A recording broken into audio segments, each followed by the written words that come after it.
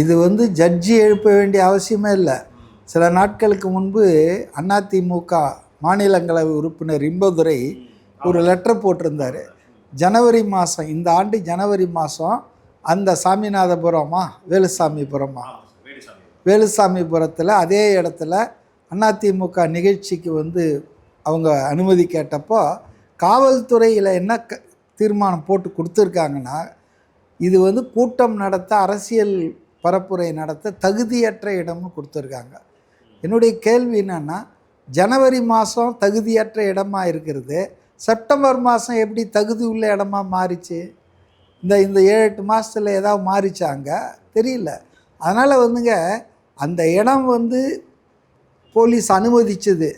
இப்போ விஜய் கேட்டாங்க, விஜய் தரப்பு கேட்டாங்கன்னு இன்றைக்கி சொல்லலாம். அவங்க கேட்டால் கூட இது தகுதியற்ற இடம்னு நீங்களே டிக்ளேர் பண்ணியிருக்கீங்க, அந்த இடத்த எப்படி நீங்கள் தந்தீங்க? அப்போ அதனால் இடம் ஒதுக்கியதில் வந்து காவல்துறை தவறு இழைத்திருக்கிறது என்பது பட்டவர்த்தனமான ஒரு விஷயம். அதுதான் எல்லா தவறுகளுக்கும் துவக்க புள்ளியாக அமைந்தது.